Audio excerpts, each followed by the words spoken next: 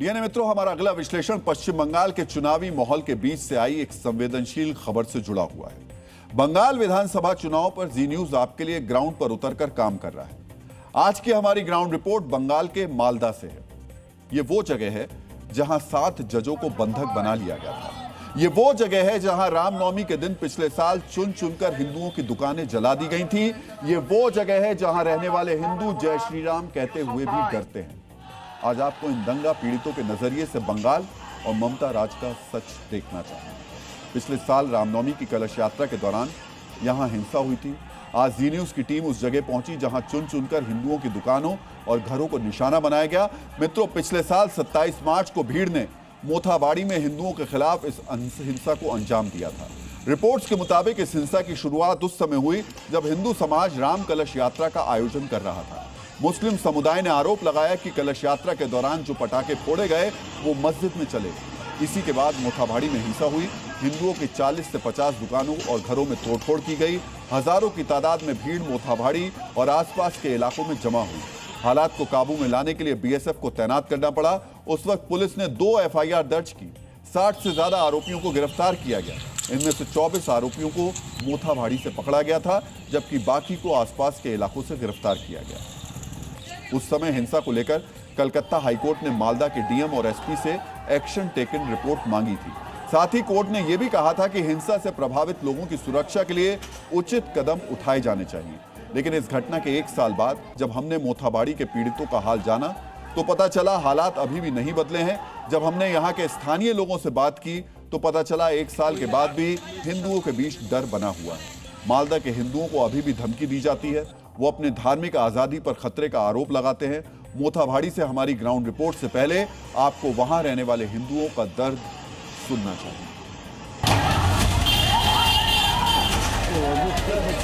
Seven George यदि यहाँ सुरक्षित नहीं रहेगा तो मोथाबाड़ी में हिंदू का क्या सुरक्षित होगा। हम लोग जब दुर्गा पूजा करते हैं तो दुर्गा पूजा में पूजा के समय माइक बंद करना बोलता है लोग।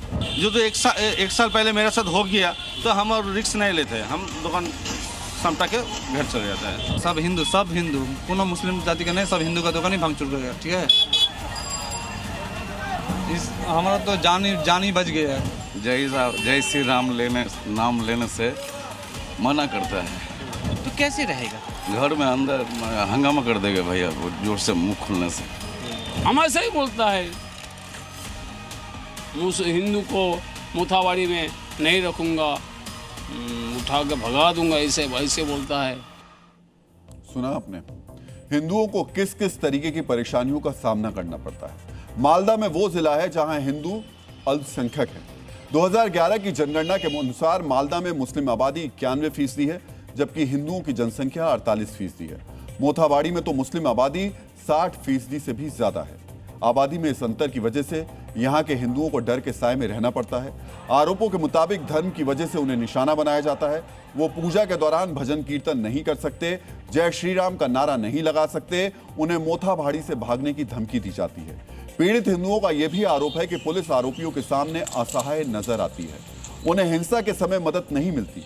जी न्यूज संवाददाता ब्रजेश तिवारी ने मोथाबाड़ी जाकर चुनाव के इस माहौल में 1 साल पुराना दर्द और मौजूदा डर दोनों जानने की कोशिश की। मालदा के मोथाबाड़ी का यही वो बाजार है जहां पिछले साल रामनवमी से कुछ दिन पहले हिंसा हुई थी।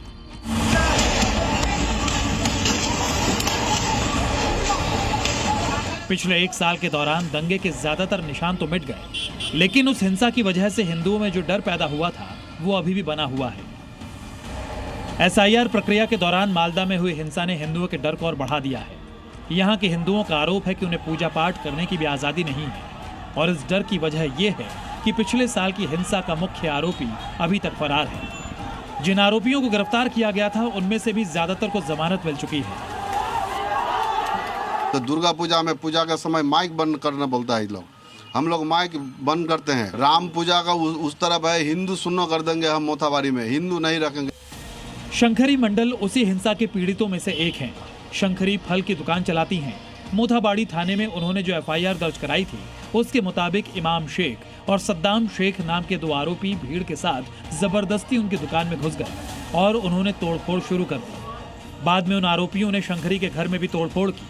इस हिंसा में शंकरी को लगभग 60,000 रुपए का नुकसान हुआ। हिंदू का दुकान जितना हिंदू का चीज था फल के कि मिष्टी का दुकान सब भांग दिया है, घर से भाग गया है, भाग के घर चल जाएगा, घर बरबर का कांच का बोतल फेंकता है। थाने पे गए तो क्या हुआ? गेट लगा था, गेट बंद कर दिया था थाने ने, पुलिस स्टेशन ने गेट बंद कर दिया। भीतर में अंदर में पुलिस था, आप लोग अंदर नहीं जा पाए? नहीं, दुकान तोड़ दिया, लाठी हसुआ बहुत मैंने हथियार लेके आए थे। यहाँ पर 64 दुकान आक्रमण हुआ। जी न्यूज की टीम ने मोथाबाड़ी के बाजार में कई हिंदू दुकानदारों से बात की। सबकी चिंता एक जैसी है। भले ही हिंसा के बाद हाईकोर्ट ने उन्हें सुरक्षा देने का आदेश दिया था, लेकिन 1 साल बीत जाने के बावजूद हालात जस के तस हैं। उपद्रवी जब यहाँ सड़कों पे उतरते हैं तो उनके हाथ में इस तरह के बड़े बड़े पत्थर होते हैं। घरों को देखते हुए चलते हैं और जिन घरों के बाहर इस तरह के झंडे लगे होते हैं, ये निशान एक बार देख लीजिए, समझ लीजिए, ये झंडा लगा है और उसके बाद ऐसे ही घरों को टारगेट किया जाता है। अगल बगल का मुसलमान लोग को पता है और जो इधर पास का है वो हमला नहीं करते हैं, दूर से जो आता है वही हमला करता है। दूसरी तरफ मोथाबाड़ी के मुस्लिम समुदाय का दावा है कि पिछले साल की हिंसा अब बीती बात हो गई है। यहाँ के हिंदू मुसलमानों में अब भाईचारा है। यहाँ पर जो हमारा काम कर रहा है सब हिंदू भाई है।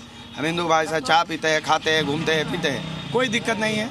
मोथाबाड़ी में जो कुछ हुआ था उसके लिए हम लोग बहुत दुखी है। जो भी छोटा बहुत हुआ था, जो घटना हुआ था, मैं स्पॉट में था। मैं स्पॉट में था, मैंने खुद जाके लोगों को समझाया।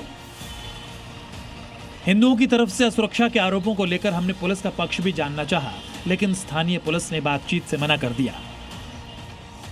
ब्रजेश तिवारी, जी मीडिया, मोथाबाड़ी, मालदा। आचार्य चाणक्य ने कहा है कि आदर्श राज्य वही है जहां राजा प्रजा के सुख को अपना सुख माने। चाणक्य ने बात राजतंत्र के लिए कही थी। आज लोकतंत्र में प्रजा यानी आम आदमी का हित और उसकी सुरक्षा ही सबसे पहले है। लेकिन मालदा में क्या हो रहा है? वही आम आदमी भयग्रस्त है, डरा हुआ है, जो लोकतंत्र का केंद्र बिंदु है। यहां नाम और धर्म देखकर आम लोगों को निशाना बनाया जा रहा है।